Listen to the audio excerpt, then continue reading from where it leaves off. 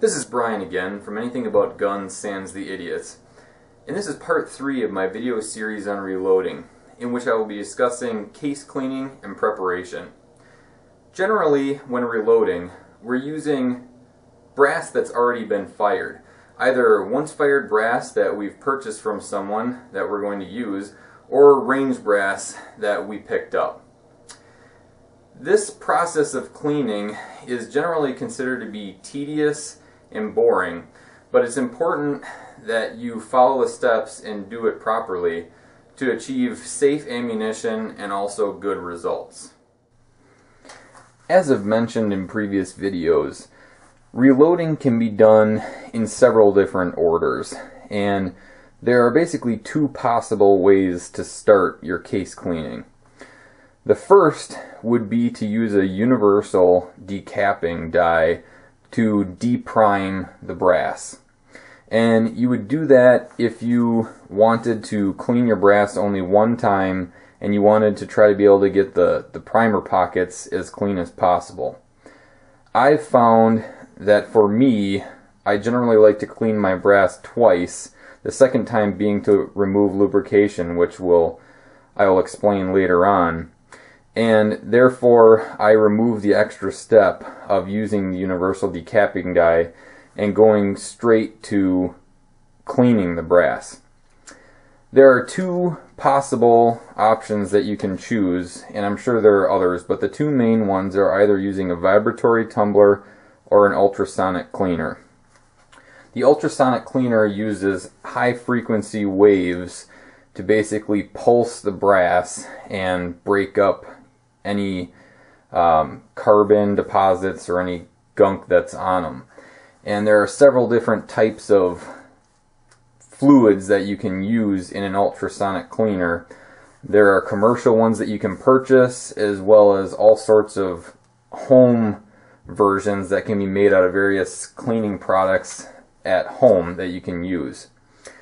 I, however, will be using a vibratory tumbler, which is what you see before you. It's by far the most common way of cleaning brass, and it's also, in my opinion, the better way of the two, and it also removes a couple of steps. The first thing that you're going to do is add some type of tumbling media. There are several different types of tumbling media. The two most common are corn cob and crushed walnut. And as I've discussed before, I don't like the corn cob because it's extremely dusty, and it also has a tendency to plug the flash hole of the brass. So generally I used the crushed walnut. And I have found that snake bedding from pet stores is actually crushed walnut, and it's basically the exact same thing that you would otherwise purchase as crushed walnut that's specifically marketed for reloading at a considerable cost savings. Another possible alternative that I've been seeing lately is stainless steel media, which never wears out, and the results I've been seeing from that are extremely good. However, I have noticed that with the stainless steel media you do have to add water to it, and that adds back into the equation the wet brass, which is something I would like to avoid. So anyway, this is my bucket here of crushed walnut. It's basically just, little granules of crushed walnut, and we're going to add that here to the vibratory tumbler. There's really no specific way you have to do this, but I generally like to put a little bit in there, then add my brass. And by the way, this is 223 brass, courtesy of Robert Baranda from the Anything About Guns Sans the Idiot Facebook page. So, let's add a bunch.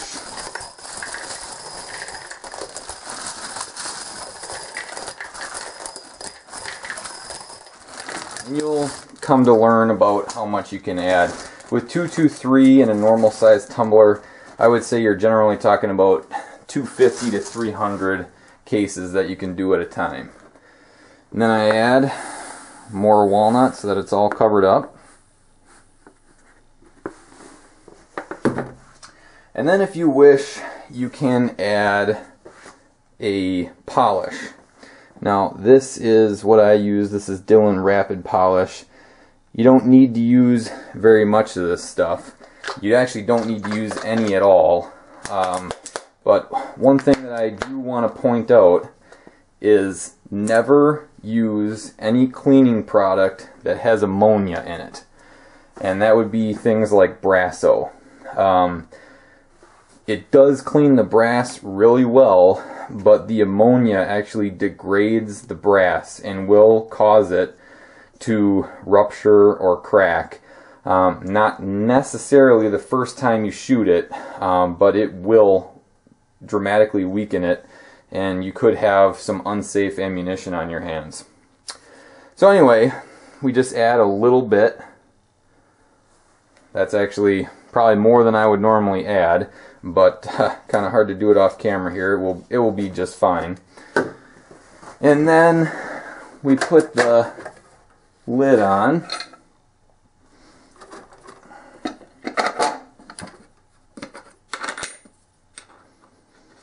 This originally came with a wing nut, but I lost it, so now it just has a regular nut.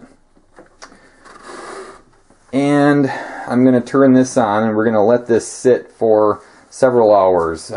You can really run it for about as long as you want, but I find that I get pretty good results if I let it run for 3 to 4 hours. Another thing I want to point out is not to put this on the edge of a table, because it does vibrate and it can fall off. And another thing to point out is that it's very dusty, or it can be dusty, especially if you use the corn cob, and it's also loud. So yeah, if you probably want to put it in a basement or out in a garage or something. So I'm going to turn this on and I'm going to let it run for a couple hours, and then I come back and we're going to see the results.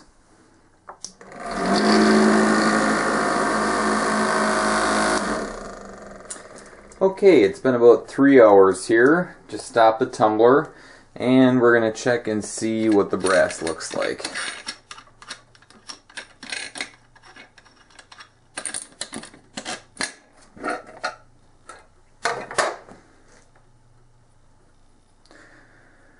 Okay, and as you can see, the brass is actually pretty darn clean. This is some of the old brass. So you can see the one, or hopefully you can see the one on the end there is considerably shinier than the other ones.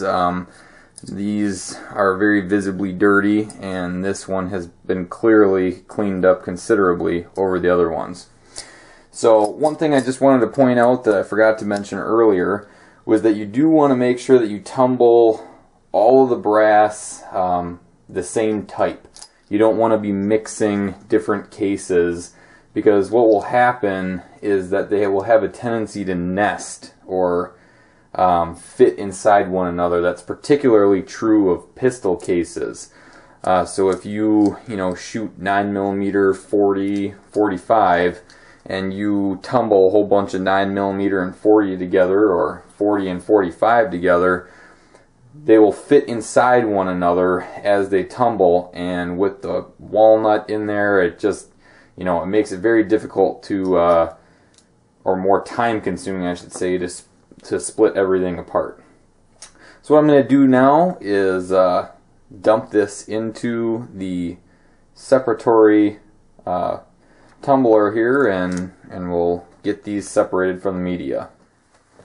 Okay, I have my media separator here, and basically this is pretty self-explanatory. All we're going to do is dump this contents of the vibratory tumbler, the crushed walnut and the brass, into the separator.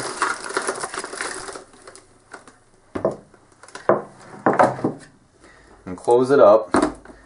And again, I do not recommend this RCBS one. The hinges on this thing are a piece of crap, but it does get the job done. So then we just spin it.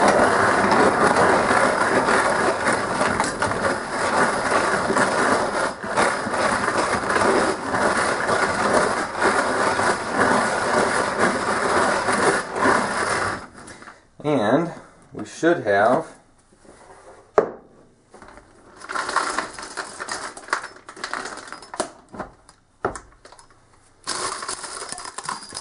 clean brass with all the media separated. The next step in the process here is to lubricate the cases. And the reason for that is so that they don't get stuck in our die during the sizing and depriming stage. If you were to skip this, the friction inside that die would cause it to get stuck completely. And going along with that, you also have to make sure that you don't under lubricate the cases, or you'll have the same problem. On the flip side of the coin, you also don't want to overdo it. The problem with too much lubrication is that there's a little bit of excess fluid inside the die. And since there's such a tight fit between the brass and the die, that fluid has nowhere to go. And what will actually happen is you'll end up with a dented shoulder in the case, just basically from too much fluid in there. And I'll point that out later on during this step here to show you what that looks like. So as far as the lubrication goes, we have a couple of different options. I have 3 of them here for you. There may be others, but these are, well, 2 of these are common, 1 of them is not. The first one you see in front of you here is the lubrication pad. And I'm not even going to demonstrate this one because I hate it that much. But basically, what you would do is you take this case lube, you put a little bit of it on this pad, and then you spread it around on there and let it soak in. Then you would take some cases, and you can take several of them at a time, and you roll them across the pad. There's actually still some lubrication on here from the last time I used this, so these are actually okay on the outside, but you're still not done.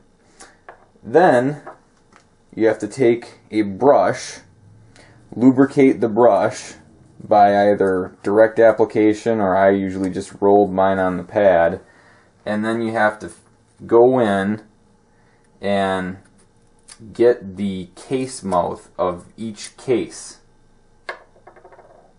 And as you can see, this would be incredibly time consuming, as well as you get this all over your hands. Gets all over the pad. It's just a big mess. And it's also, you know, very time consuming. The next way to do this, which is the way I prefer over all the other methods, is to use some sort of case lubricant spray. These are made by all sorts of different companies. This happens to be the Dillon one. I also have the RCBS Case Slick. It's all basically the same thing. What you do is you put some cases inside a loading block and then spray at an angle at the cases from different sides. And like I said, you don't want to overdo it. But you don't want to go directly from the top because you want to get the sides. And you also don't want to come straight at it from the sides because you do want to get some inside that case neck. So I'm going to do that now.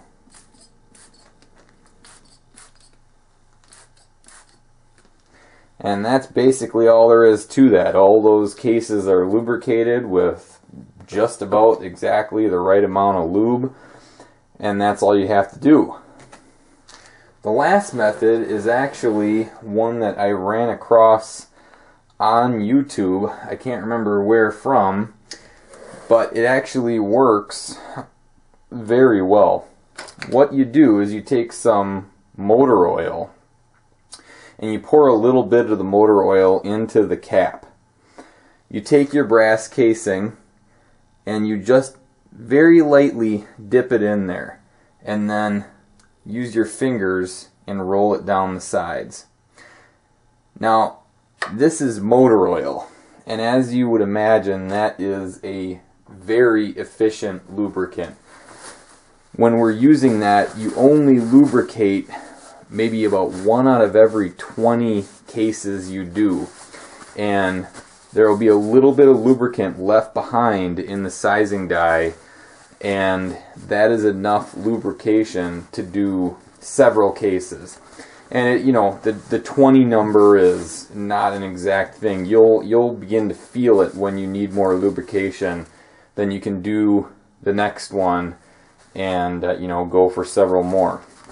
One thing I've noticed with the oil, though, is that it is very difficult not to apply too much. Even just with dipping it just that little bit and spreading it down the sides of the case, you almost always get that dent in the shoulder that I was talking about. So what I do when I'm using the oil is I basically use a sacrificial case. So this first one, I'm basically saying, yep, I know I'm going to get a dent in the shoulder on this one. I will run it through the die, which I'll do here shortly and show you what that looks like. And then I will size a whole bunch of them until I feel like I need more lubrication. Then I'll use that same brass, re-lubricate it, run it through the die again to get more lubrication up in the sizing die. And I'll keep doing that so that I only have the one dented brass instead of every time I use the lubrication. So basically those are the three different types of lubrication that you need in order to be able to size the brass, which is going to be the next step here.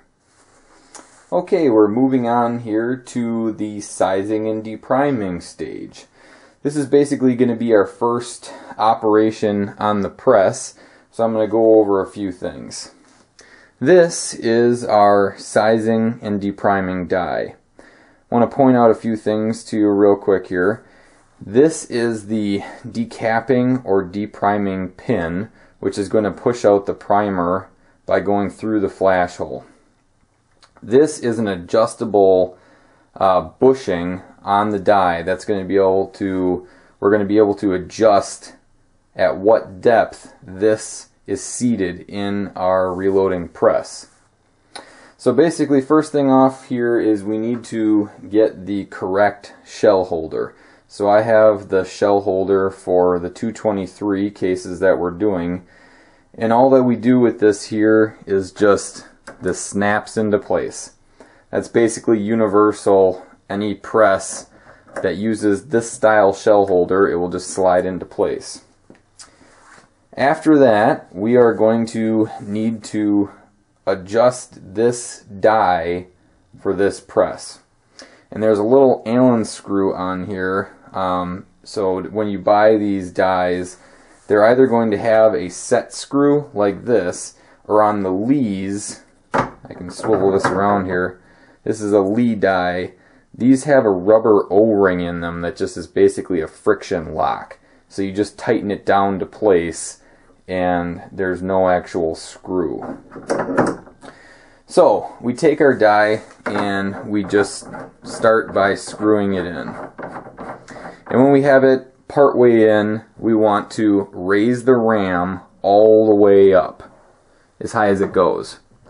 So I have this bottomed out here. This is as high up as it goes. And it's going to be hard to see from this camera angle, but we are going to lower this die until it just barely contacts that shell holder.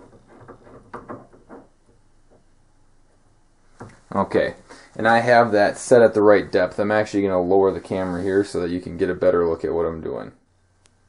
Okay, I've adjusted the camera here so that hopefully you can better see this height adjustment of the sizing die.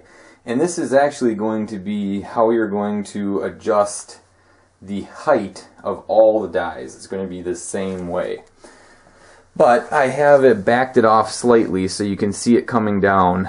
But we're going to screw this down until it just barely contacts that shell holder. So you can see there's actually just a slight bit of movement when I come up. I'm going to back that off ever so slightly so that you can, almost even just feel that it's contacting, but it's not really doing anything to the die. That is the height that we want this set at. So we're going to keep that spot in mind and try to hold it in place. Rotate that lock ring so that it's all the way down, and then we're going to tighten down that set screw.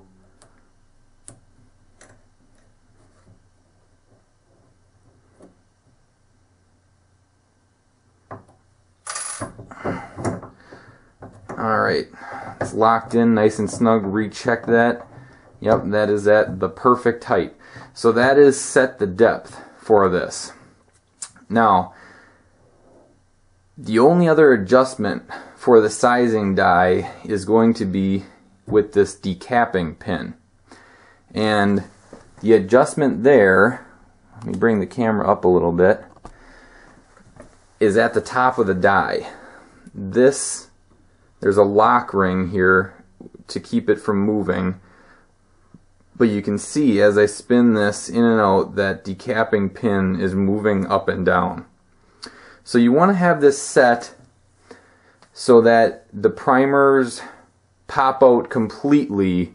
If you don't have it quite down far enough, sometimes they'll, not completely eject from the shell, but you also don't want it too low, otherwise this pin will catch on the inside of the case and will have a tendency to break off. So you want to have it set, at approximately the right height. It's not extremely crucial, other than just that, if it's too low, sometimes the pins break. But that is the adjustment. Now we are going to size the cases. And the only thing before you do this that you want to, kind of keep in mind is what's going to happen to your primer after it pops out. On the lee here, there's a primer tube, which you can see right here, which collects the primers. Well, and I just knocked it off. I'm going to put that back on. But that will collect the primers as they come out. So you just want to be aware of what's going to happen to them. Alright, going to grab first case here. And all you do, there's the old spent primer. You can see the firing pin dent. Just going to slide that into the shell holder and then raise it up, and in one motion, you don't want to do it extremely slowly, but you bring it up and then you lower it back down. The primer has been ejected and the case is now resized to its initial factory specifications. So we're going to do this, over and over to every case until we have them all done. To illustrate the problem I was mentioning earlier with the oil, I'm going to try that one here and see what happens with the first one.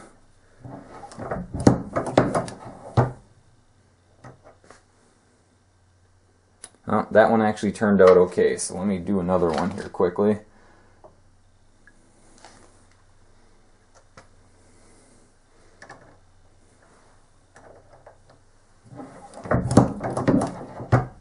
Okay, there we go. If you can see this here, you can see there's this dent in the shoulder of the case. And like I said, that is from too much lubrication. So if you see that, you know you're using too much lubrication. So if I was going to use the motor oil, this would now be my sacrificial brass, and I would reapply the lubrication to this and run it through the die again as needed. Okay, as you can see, I have a container full of brass that I have now sized and deprimed. And I guess this is a good time to mention that during the course of reloading, you are going to need a lot of containers. I have dozens of them in different sizes, and I find this small size to come in really handy. And what I do is, this is actually a Gladware container, And you can buy those new in packages, but actually if you go to your grocery store and look in the deli section, you'll find that Hillshire Farm sells a lot of their deli meats in these Gladware containers. So anytime I need deli meat, I buy the Hillshire Farm and then I save these containers. It seems like I can never have enough of them. Anyway, the next thing that we need to do here is to address the primer pockets and the flash hole. And the first thing that I'm going to show you here is cleaning out the primer pockets. Now, this is a step that is not completely necessary depending on the type of reloading you're trying to do. If you are loading for high volume, what you would want to call combat accuracy, then you don't really need to do this step unless your primer pockets are really terrible. Now, if you're loading for match rounds, on the other hand, you will want your primer pockets to be as clean as possible. Basically, how you do this is you have some sort of tool. They come in all different configurations. This is the RCBS, and it just has a little wire brush on the end of this. And they are either large or small primer specific. So, make sure you have the correct one. I actually have the large primer pocket one in here because I lost my small primer one, and I haven't bothered replacing it because I don't generally clean the primer pockets of any of my small primer cases. But what you would do is take the brush and just basically swish it around in there, grinding out any carbon deposits that might be in there. Let me see if I have a... Yep, here's a 308 case that I can kind of show you what I'm talking about. So here's the inside of the primer pocket. The brush fits in there. Just kind of grind it around, trying to loosen up any carbon or anything that might be in there. Blow it out, and you can see that the primer pocket is now pretty clean. So that's how you clean out the primer pocket. The next step, if you choose to do it, is to deburr the flash hole. And as I've mentioned several times in the previous videos, this is a highly unnecessary step unless you are looking to get the most accurate match ammunition that you can. And even in that case, it's debatable as to whether this is necessary. But this is what you do. This is a flash hole deburring tool, and there is a bushing that slides up and down that has an angle on it, and then at the bottom there's a cutting tool. This will work with basically any type of brass. The cutting tool gets inserted through the case mouth and seated in the flash hole. Not sure if you can see that there, if you can see that little cutter moving. But then you push this bushing down so that it's in full contact around the case mouth. And that's to make sure that it's straight in there. And then you twist this, and that cutter spins in there, and it will uniform that flash hole. And now we have a nice round flash hole with nice uniform round flash hole that has no burrs and is not misshapen. So those are the two steps. Decide which ones you would like to do. And the next step that we have to do after that is to address the crimp on the primer pocket of the military brass, which I'm going to show you next. Okay, as I mentioned, the next step here is going to be to remove the crimp on military brass. And again, this step only pertains to military brass. If you purchased any commercial ammunition or commercial brass, this step does not apply. And I'm going to show you a casing here. And again, this is actually something that's even hard to see in person, but there is a small ring around the primer pocket, and that is the crimp. And what we have to do is remove that crimp, because otherwise the primers are going to be very difficult to seat when we try to prime them. So there's two different ways to remove that crimp. The first is going to be reaming. And what that is going to do, I'm going to grab a different tool for a different purpose here, but to illustrate.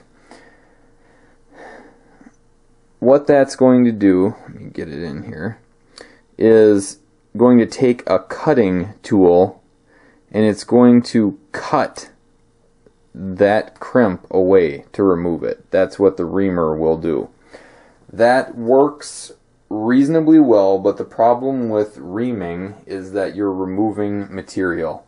And whenever you're removing material, there's always a chance you'll remove too much. In addition to that, I found that it's hard to tell when you have removed enough, and sometimes you'll remove too little and you'll end up with a primer that won't seat, and it's just a hassle. The far better option, in my opinion, is to use a swager, and more precisely the Dillon Super Swager, which is what is on the camera here. This is the only swaging I recommend. There are some that mount in a press, and those tend to have issues. The Dillon, on the other hand, is, as pretty much all Dillon products are, about as close to perfection as it gets. What this does is it basically rolls that crimp over, and it creates a very uniform primer pocket that is chamfered so that the primers will really easily seat. How this works is very simple. There is an arm on here, and at the back of it is an adjustment bolt, which will move this arm in and out. And this is going to be specific to the case that you have. This arm will be. But all you do is you raise this up, you slide the case on, drop it down, and then work the handle. Pop it back up. That case is now swaged and ready to be loaded. The trick with this is to make sure that this is properly adjusted. If you get the Super Swager, you can read the instructions, but basically this has to be adjusted just precisely to the case to get the right amount of swaging. And again, you do that by either screwing in or out this rod and then locking it with the nut on the back here. And after you get that adjusted, you can crank through cases in a hurry. The next step in our case preparation is going to be trimming our cases to length. As with a lot of these steps, this may or may not be necessary depending on the accuracy that you're looking to achieve. If you're looking for match grade, bench rest style ammunition, this is going to be a necessary step for you. The goal with match ammunition is consistency. You want every case to be exactly the same. You want the same amount of powder, the same bullet seating depth, etc. So the only way to ensure that all our cases are the exact same length is to trim them. The other time you would want, or rather need, to trim your brass is if it's been fired enough that it has lengthened over time and is now no longer within the SAMI specifications for that cartridge. And you will notice this because you will have trouble chambering the rounds. So what you'll need to do is look up the specs for your particular cartridge you're looking to reload and measure your case length with the calipers and see if it's within specification. Continuing on with our 223 brass here, I am going to measure what we have. And on this case, I have 1.747, which is actually well within specification. The SAMI spec for maximum case length for 223 is generally considered to be 1.76 inches. So we're well below that, and a lot of people actually trim to 1.75 inches for their 223 brass. I like to trim mine to 1.745 just so that they are all the same, and so that they don't need to be resized as often. The trimmer that I'm using is an L.E. Wilson case trimmer. This is a relatively inexpensive case trimmer that is extremely accurate. However, it's very manual. It's a manual crank wheel. It's time consuming and it can be fatiguing on the hands. There are electric versions made that will probably save you a lot of time and a lot of hand cramping, but this one works well for me. When you're going to be trimming your brass, most likely there's going to be some sort of caliber specific collet or bushing for your trimmer. So you'll have to check the specific trimmer you choose to see what style they use. This particular one uses a bushing that is caliber specific. And the way this one works is this is basically like a chamber. And there's a front and a back because, you know, it's not going to fit in one way and it will the other. So the line indicates the back. So you slide this in and you seat it just by tapping it. And that's so that it doesn't spin in there while we're trying to trim it. Then you take an Allen wrench and this screw spins in and out. And you're going to adjust that until you get exactly the correct length. What I like to do is start by screwing it out and then trim just a little bit, measure what the case length is, and then gradually screw it in until I measure the correct length, then set the Allen screw.